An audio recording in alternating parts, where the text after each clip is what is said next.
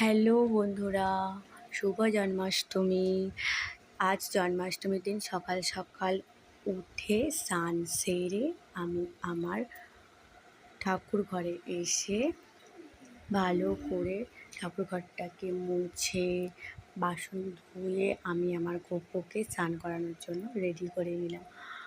আর আমার গপুকে ঘি আর মধু দিয়ে ভালো করে মাখিয়ে আমি আমার গপুকে সুন্দর করে ঘি মধু মাখিয়ে আর গঙ্গা জল দিয়ে আমি আমার গপুকে স্নান করিয়ে দিই।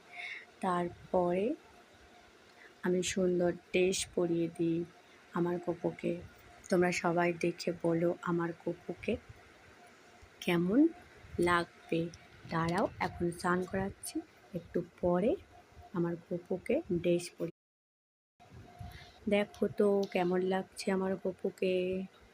তোমরা দেখে কমেন্ট করে বলো আমার গপুকে কেমন লাগছে। আর তোমরা কিন্তু জয় গোপাল লিখতে একদম ভুলো না।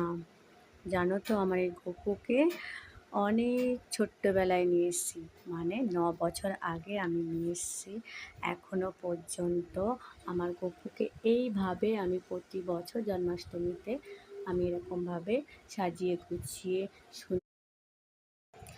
গপুকে সাজিয়ে গুছিয়ে গপুর পছন্দ মতো আমি রান্না বানিয়ে দিই। যেমন গপুর পছন্দ সবথেকে বেস্ট তালের বড়া, তো সেটা তো আমি বানাই। গপুর আরও পছন্দের জিনিস আছে, আমি তো সব পারি না, তো আমি যতটা পারি যেভাবে পারি আমি আমার গপুকে দিই।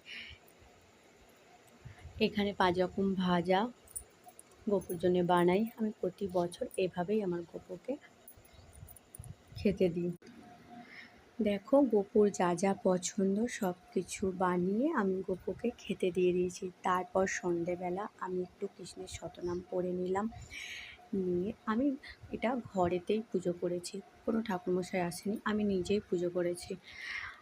তারপর কিছুক্ষণ পর আমি কৃষ্ণের শতনাম পড়ার পর তার আধ ঘন্টা পর আমি সবাইকে প্রসাদ দিয়েছি, বাড়ির আশেপাশে সবাইকে প্রসাদ দিয়েছি। বন্ধুরা তোমরা বলো কেমন লাগলো আমার গপু সোনাকে নিয়ে ছোট্ট একটা ভিডিও করলাম, তোমাদের কেমন লাগলো কমেন্টে জানিও। আর সবাই কিন্তু জয় গোপাল লিখতে একদম ভুলো না। ততক্ষণের জন্য টাটা, বাই বাই সবাইকে, গুড নাইট।